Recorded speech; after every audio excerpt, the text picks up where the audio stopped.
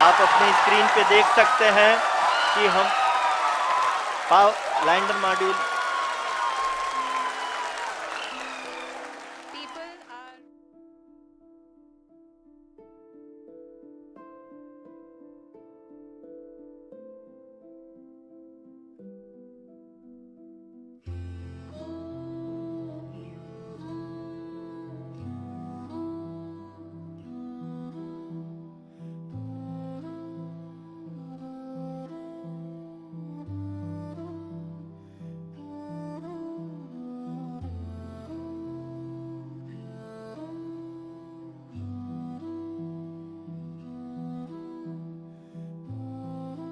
Hey guys, ఎలా ఉన్నారు?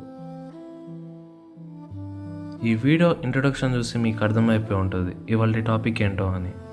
ఈ జర్నీని నేను డికేడ్స్ బేస్డ్గా డివైడ్ చేసి ఎక్స్ప్లెయిన్ చేస్తాను. సో ఇంకా స్టార్ట్ చేద్దామా?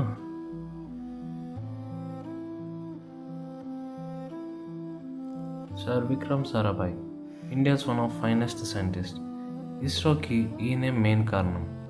సో ఈయన ఫిబ్రవరి 22, 1962లో ఇన్కోస్పార్ని స్థాపించారు, Indian national commission for space research. అదే రాను రాను ఇస్రోగా మారింది.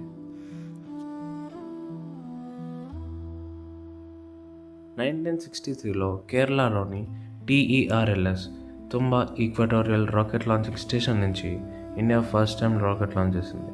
దాని పేరు నైక్ అపాచీ. 1969లో ఇన్కోస్పార్ తన పేరుని ఇస్రోగా మార్చుకుంది, ఇండియన్ స్పేస్ రీసెర్చ్ ఆర్గనైజేషన్.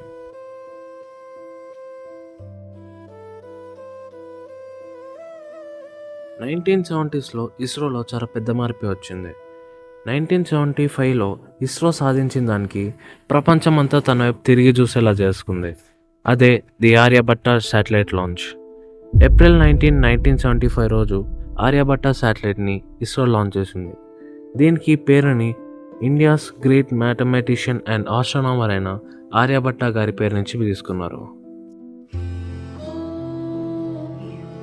అంతేకాకుండా ఇస్రో 1979 జూన్ 7 రోజు భాస్కర 1 అండ్ నవంబర్ 20, 1981 రోజు భాస్కర 2ని earth observation and hydrology study కోసమని లాంచ్ చేశారు. 10 ఆగస్ట్ 1979లో డాక్టర్ APJ అబ్దుల్ కలాం గారు SLV-3ని లాంచ్ చేశారు. SLV అంటే శాటిలైట్ లాంచింగ్ వెహికల్. ఇది 10 ఆగస్ట్ 1979 రోజు ఫెయిల్ అయింది. కానీ దాని నెక్స్ట్ ఇయర్ జూలై 18, 1980 రోజు రోహిణి RS-1 అనే శాటిలైట్ని సక్సెస్ఫుల్గా ఆర్బిట్లోకి తీసుకెళ్ళి SLV-3 మరియు RS-1 సక్సెస్ఫుల్గా ఆర్బిట్లోకి వెళ్ళాయి. దీనిని మన ఆంధ్రప్రదేశ్లోని శ్రీహరికోటలో లాంచ్ చేశారు. అక్కడ SDSC Satish Dhawan space centre and SHER ఉన్నాయి. ఇది తిరుపతి జిల్లాలో ఉంది.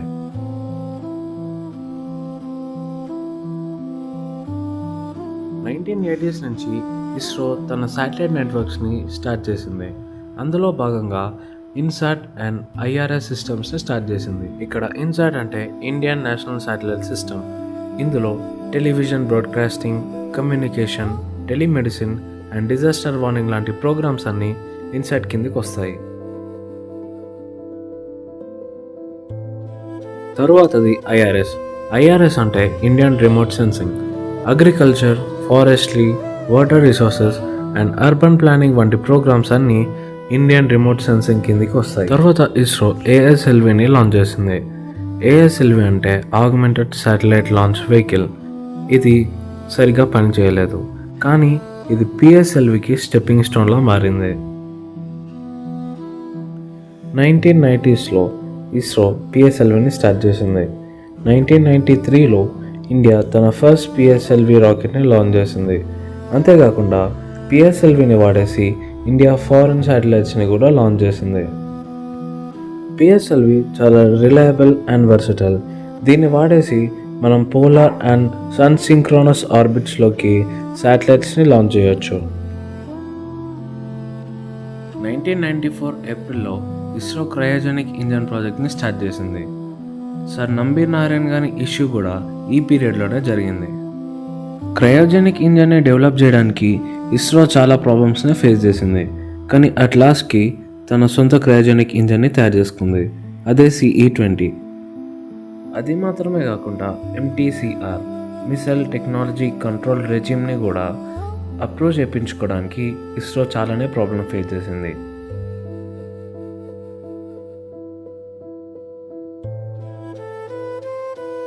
కొత్త సెంచరీలో ఇస్రోలో చాలా మేజర్ చేంజెస్ వచ్చాయి.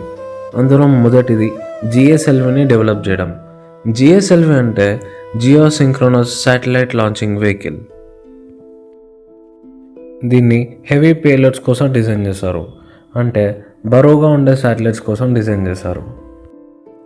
ఇప్పటివరకు GSLVకి 3 వర్షన్స్ ఉన్నాయి, MK1, MK2 and MK3.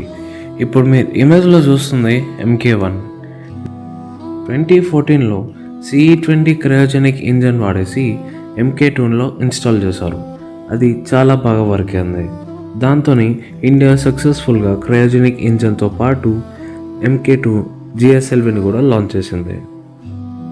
ISRO తన రాకెట్స్తో ఇంటర్నేషనల్ పేలోడ్స్ని కూడా క్యారీ చేసింది, లైక్ నాసా, ESA. నాసా అంటే national aeronautics and space administration, ఇది USAకి సంబంధించింది. అండ్ ESA అంటే యూరోపియన్ స్పేస్ ఏజెన్సీ. 5 నవంబర్ 2013లో ఇస్రో తన ఫస్ట్ మార్స్ మిషన్ని లాంచ్ చేసింది, అదే మార్స్ ఆర్బిటర్ మిషన్. దీన్నే మిషన్ మంగళ్యాన్ అని కూడా అంటుంటారు. అయితే ఈ ఆర్బిటర్ 24 సెప్టెంబర్ 2014 నుంచి మార్స్ని ఆర్బిట్ చేస్తుంది. మార్స్ వరకు వెళ్ళి ఆర్బిటర్ని సక్సెస్ఫుల్గా లాంచ్ చేయడమే గొప్ప అనుకుంటే, ఇండియా దాన్ని ఫస్ట్ అటెంప్ట్లోనే చేసింది. అండ్ వరల్డ్లో ఇప్పటి వరకు ఏ కంట్రీ ఫస్ట్ అటెంప్ట్లో ఇలాంటి విజయాన్ని సాధించలేదు. ఇవి మాత్రమే కాకుండా ఇస్రో ఎర్త్ అబ్జర్వేషన్ కొరకు ఆస్ట్రోసాట్ని లాంచ్ చేసింది అండ్ వెదర్ ఫోర్కాస్ట్ కొరకు రైసాట్ని లాంచ్ చేసింది. అంతేకాకుండా 2024లో ఆదిత్య L1 అనే మిషన్ని లాంచ్ చేసింది. ఈ మిషన్లో ఒక శాటిలైట్ లాగ్రాంజ్ పాయింట్లో నుంచి మన సన్ని అబ్జర్వ్ చేస్తుంది. అబ్జర్వ్ చేస్తూ solar flares, solar winds and coronary ఎజెక్షన్స్ని అబ్జర్వ్ చేసి మన ఎర్త్కి ఇన్ఫర్మేషన్ అయితే పంపిస్తుంది. సో ఇది గైస్ చాలామందికి తెలియని, తెలుసుకోవాలనుకునే ఇస్రో యొక్క జర్నీ. అసలు ఎందుకు ISRO world's one of the best space agencies అయిందంటే, ఇస్రో దగ్గర 4 కీ ఫ్యాక్టర్స్ ఉన్నాయి. అవేంటంటే కాస్ట్ ఎఫెక్టివ్ ఇంజనీరింగ్. ఇస్రో ఒక కంప్లీట్ మిషన్ చేయడానికి ఒక హాలీవుడ్ మూవీ కంటే తక్కువ బడ్జెట్ జరుగుతుంది. ఇన్ఫ్యాక్ట్ ఆ హాలీవుడ్ మూవీతో పోలిస్తే $100 మిలియన్ తక్కువ బడ్జెట్ ఇస్రోకి అవసరం అవుతుంది. And next indigenous technology, high mission success rate. ఇందాక మనం డిస్కస్ చేసినట్టు ఫస్ట్ అటెంప్ట్లోనే సక్సెస్ అవ్వడం అండ్ డెవలప్మెంట్ డ్రివెన్ అప్రోచ్.